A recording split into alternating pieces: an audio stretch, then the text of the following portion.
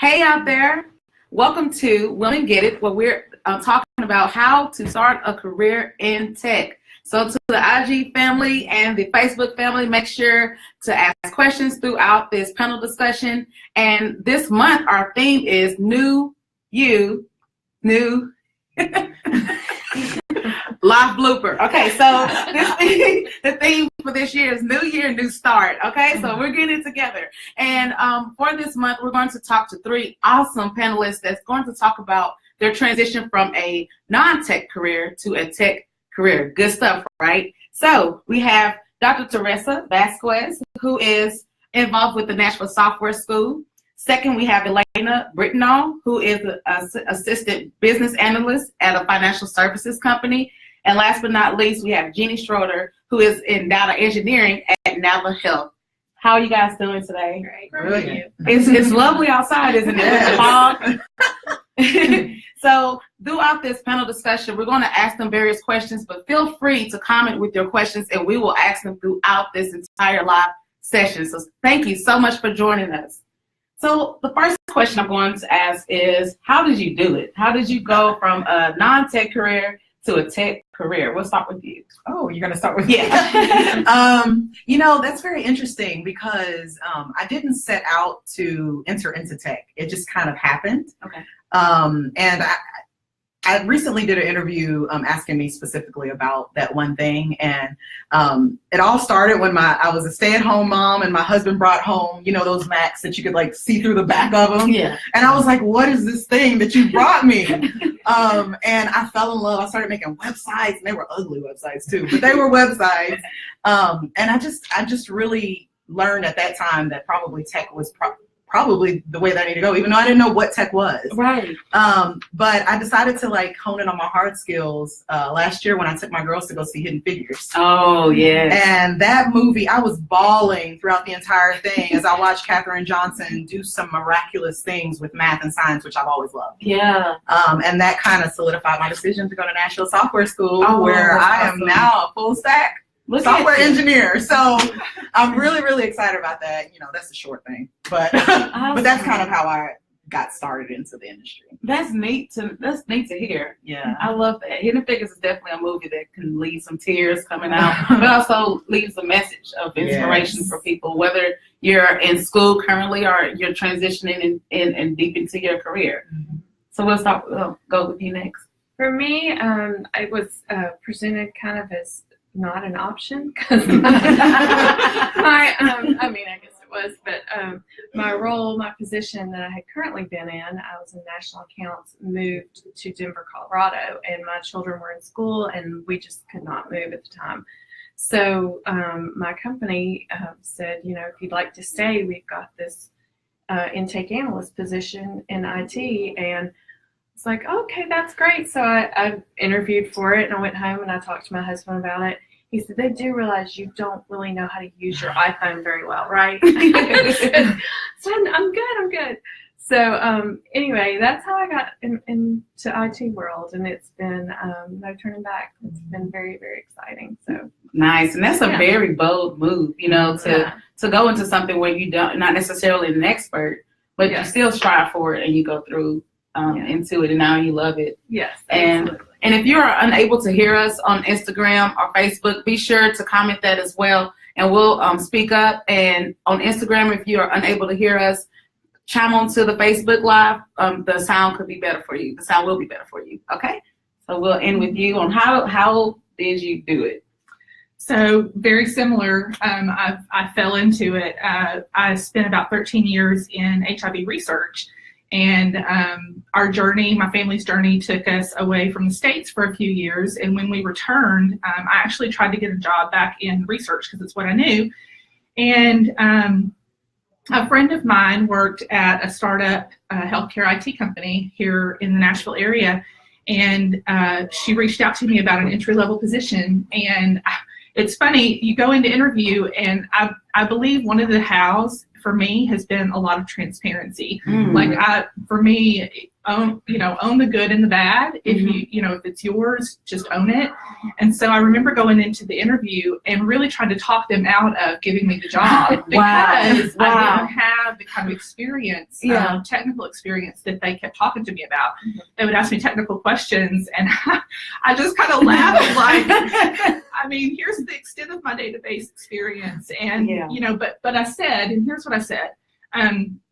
I'm a learner, and I think you have to be a lifelong learner and take advantage of opportunities that come your way. And when doors open, be brave enough to walk through them. And so I said that. I said, I'm a learner and I'm a hard worker. And if you're willing to teach me, I'm willing to learn. And they gave me a shot. And I've learned so much. And from there, it's really network with people. Like this group, I'm so inspired by this group. Because of the networking opportunity. And I think that is a huge part of the how if you want to transition into an IT role.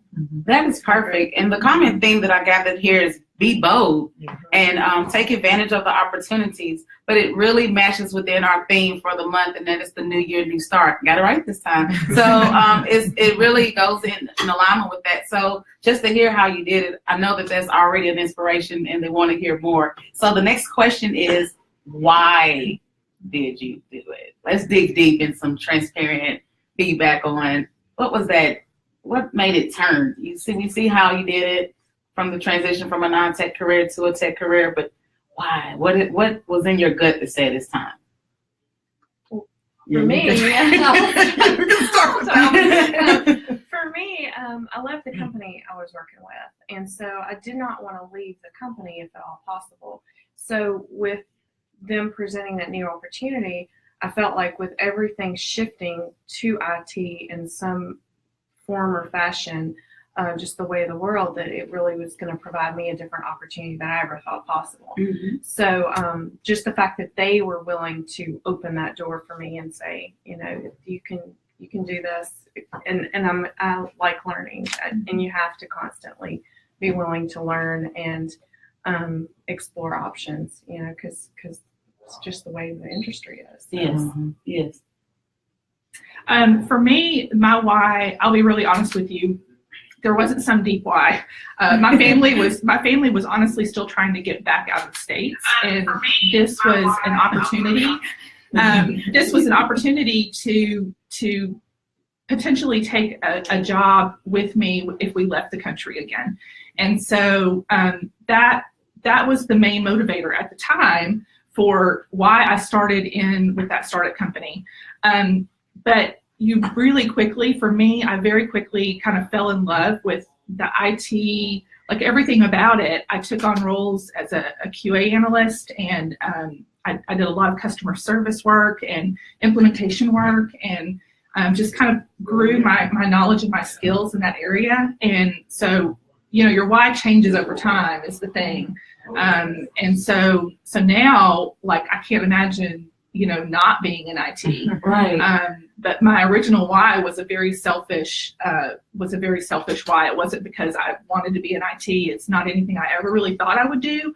But it's turned into such a blessing to be in this industry, and just the people and the skill set that is in IT is really phenomenal and inspiring.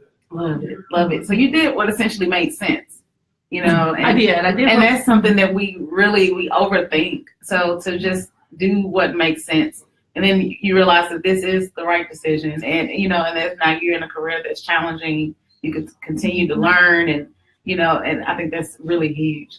I think it goes back to what I was saying before.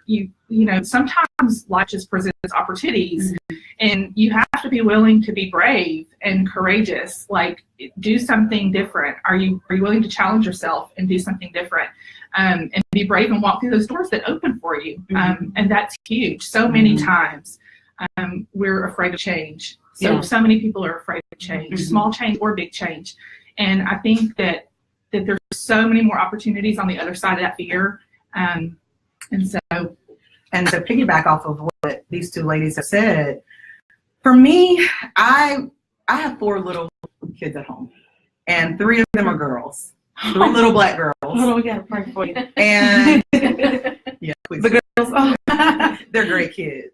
But for me, I had always been telling them to follow their passions and follow their dreams. And I had up until the point of me like really getting into IT done what everybody else thought I should do. Right. And I didn't find any happiness there because God didn't put that passion in my heart. He put something different. And so what I decided to do was to start walking the walk. And so I said, I'm going to do this because I keep telling you to follow your dreams, but I'm not following mine. Mm-hmm. And so I decided to do it. And when I got here, I love it here, but I realized there aren't very many people who look like me here. And so what keeps me here is that I'm paving the way. Yes.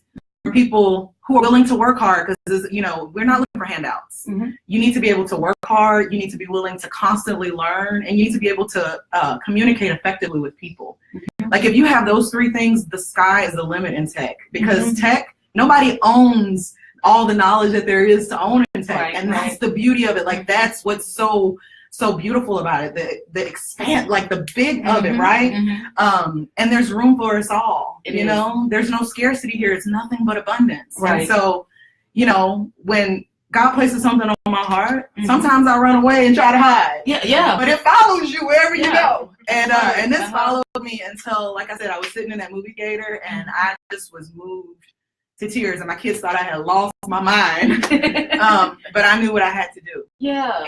And making that decision has changed the entire dynamics of my family. And if I had to do it all over again, I absolutely would. I mean, tech is just an amazing industry. It's a hard industry. I don't think you just don't walk in here and it is a disclaimer. I mean, I can't just look at me. But no, I'm just kidding. But like it's gonna take a lot of hard work, on both sides of the table. Mm-hmm. And the men hold a lot of the keys that open the doors to the places that we want to go. But the reality is, a lot of them are willing to hold that door wide open for us. Mm-hmm.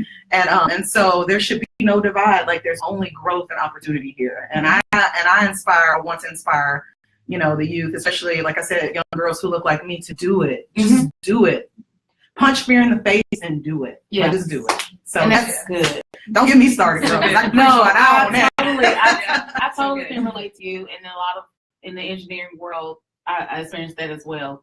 And you get tired of only seeing you. Mm-hmm. And so, but the way to provide a solution as a woman and as a minority is to continue to pave that way, but like reach out and talk to people, to let them know you don't have to be an expert to go from a non-tech career to a tech career, but you don't have to be an expert. Even if you started in tech from college and you're deep in and you're getting into your career from an entry level, go out there and be brave and people will help you. You do not have to be an expert.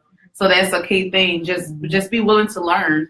They will help you and they will love you. They will. And when they see that you're trying to learn, people will really, they were really good with you. So if you typically, like in the past where you were not really adamant about making decisions that help you follow through on your heart or something that you want to do in your career, just make sure it's a new year. It's a new start. It's our thing. Go forward and just make that decision to say, you know what?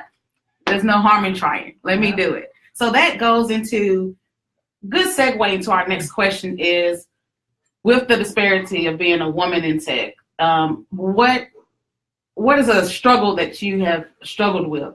And that could be from non-tech to being to a tech career, or just like now that you're in tech, what are those key struggles that you have dealt with? Something, one or two type of struggles that people can understand, like this is the reality, but this is what, I'm still striving through. So for me, there are a couple of key things that come to mind. So moving from one industry to completely a new industry. So learning, like it felt like starting back over when I was 20 years old again, trying to learn this whole new thing that was so unfamiliar to me. And so there's a lot of discomfort in that. And that, is a struggle in itself. And then as my tech career has kind of evolved over the last few years and I've moved into more leadership roles, there's a challenge moving from the person that does everything to the person who needs to lead a team and manage more. And so that's been my current struggle is just growing my leadership skills and helping others, which kind of goes into the where I'm at now thing. So I'll wait, but yeah, those are my past and current struggles. Okay. The biggest struggle I deal with on a daily basis is ignorance. Oh, I'm just going to be honest about it. Let's just keep it real. And the thing about, here's the thing though, ignorance in and of itself is not bad. It just means that you're not aware of something. Yeah. And so I could meet ignorance with arrogance, or I can meet it with love. Mm-hmm. And so my expectation is that every person genuinely in their heart are good people. Mm-hmm. And so your ignorance is not going to dictate or determine how I treat you. Emotional intelligence is like absolutely necessary in this industry. And so even at Nashville Software School, I love this place because it's almost like a petri dish, right? Where you throw a bunch of people in there and then shake it up and then see what happens. You know what I'm saying? Throw some complex stuff in there and then, just let's see what happens. And the guys who at the beginning of my tenure there didn't want to listen to me, didn't have become my biggest supporters because I gave them room to breathe and they let me do it too. Mm-hmm.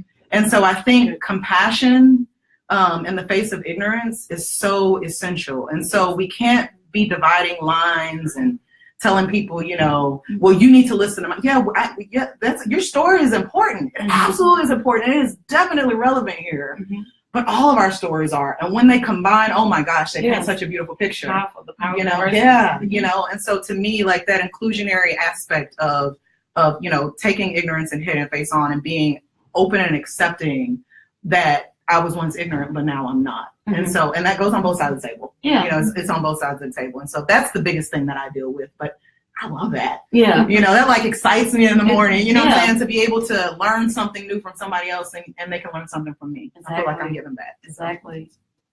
Well, I'll tag team off the ignorance and I'm probably that person. But for me, it's been kind of funny and challenging in that I have a Southern accent, and so a lot of the people I work with and talk to are in different places in the United States, and so that always catches them off guard, and they laugh and they're like, "Let me guess, you're in our Nashville office." So that's the first thing. The second thing is terminology and acronyms, because acronyms can mean so many different things in different departments and different companies, different industries, different things. So that so when you're in a meeting and people are talking acronyms and talking systems and different terminology for all those things, I would get so hung up on what are they talking about, and I'm taking notes and I've got to go research what they're even talking about to even know what the context of the conversation is.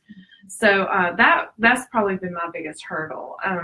But I've come to realize in whatever position you're in, whatever department you're in, there's a learning growth curve that you just, you have to expect for yourself, and other people have to have it as well. And that you just learn from each other and just be willing to learn, constantly learning and growing at work and at home and whatever avenues you realize is your weak area that you need to grow in. So. Definitely great takeaways from these questions that are being asked today. And again, feel free to ask a question throughout this live session. We'll be happy to answer it even after the session. It will be great dialogue if you guys comment with anything or question, and we can look at it as well. Okay, so there's a question. So I'm currently being presented with an opportunity in tech, but I do have to take a pay cut to take it. So what should be in my decision-making factor to decide whether or not I want to go through with this opportunity? Oh, that's a good one. I'll let you guys answer it. I already have an answer. No. I would say look at potential. Yeah. You might have to take a step back to take 2 steps forward. And, long term, what are your goals? And depending on what your goals are should help you kind of drive that decision. It may be a huge opportunity for you in the long run because of how tech is just changing our world all the way around. So, my inclinations go for it, but I don't know your whole situation. I would agree with that. I mean, I think if you are able to,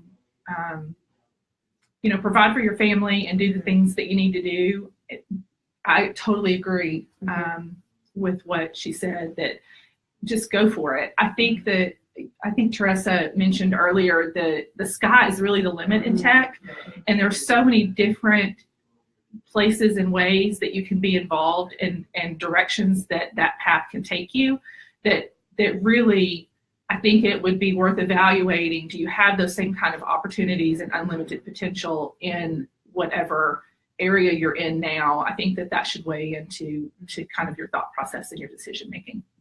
Right. Yeah. Well, I believe Stephen Covey begin with end in mind is essential to any decision that you make, because if you're going to make a life-altering decision, which being in tech to me is wonderful, to my counterparts maybe not, but I think if you know what you ultimately want to do, because to me legacy is so important, Right. And so just because you get into tech doesn't mean it's going to be easy. Like I said earlier, it's absolutely not going to be easy. I mean, you're going to be you have to get comfortable with change. You have to get comfortable with learning, because it changes so rapidly. And you have to be willing to work hard, smart. But, I think being a good steward of your money is important, and probably something that you should be doing anyway. Yeah. So that when opportunities like this present themselves, then you can just jump on them.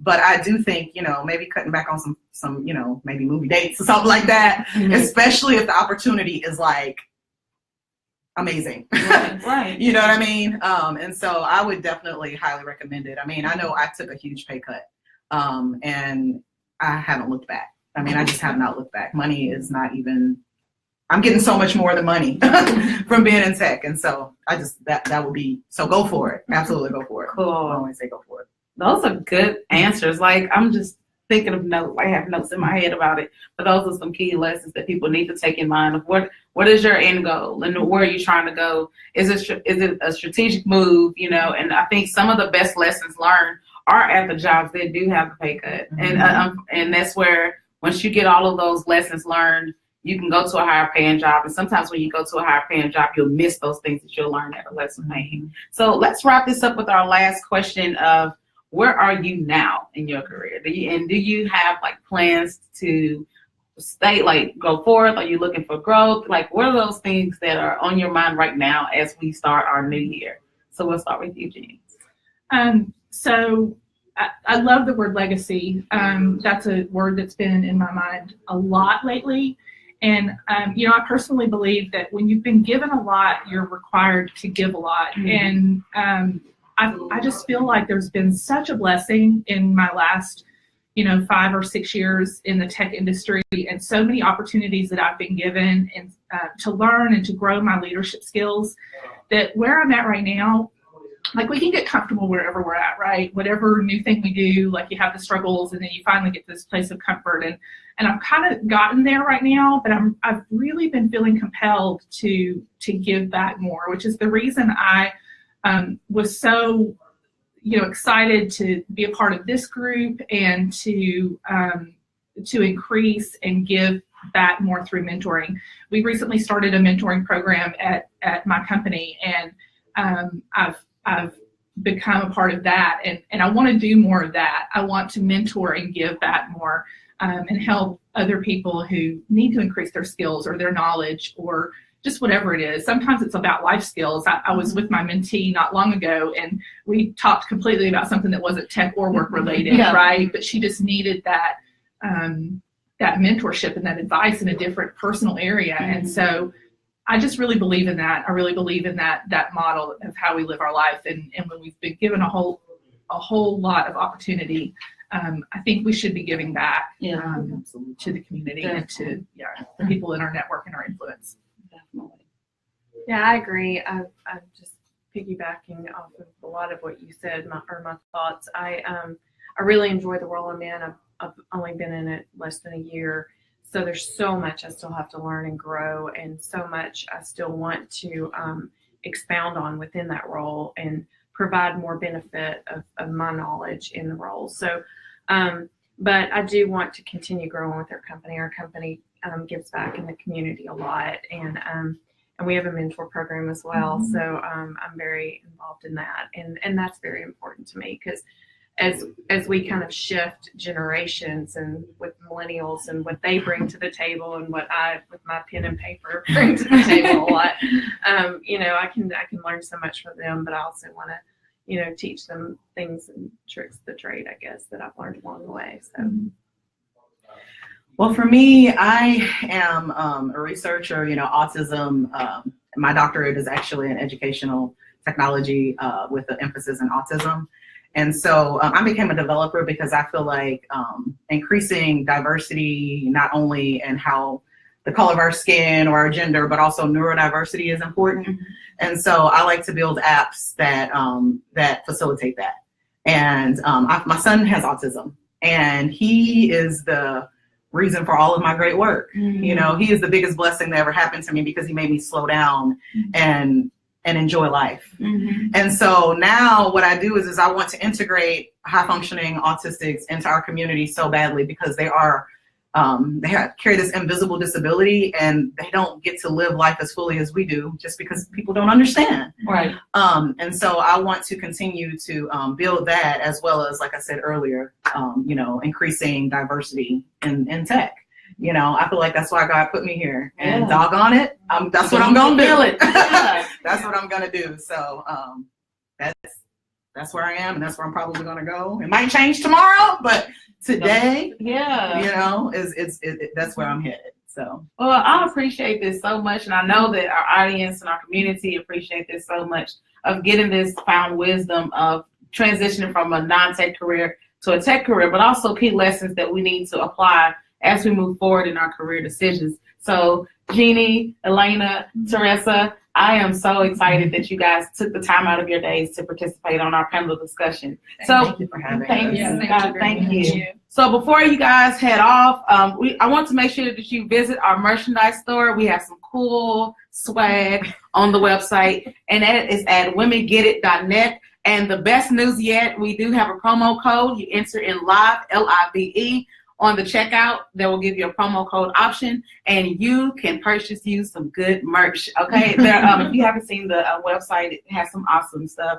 There's a new shirt too with the glasses on it with the nice little code in it. So make sure that you guys visit the site and purchase some good stuff. Utilize that live promo code. You know how we love some promo codes to get discounts. So as well, our next upcoming event is on January 18th.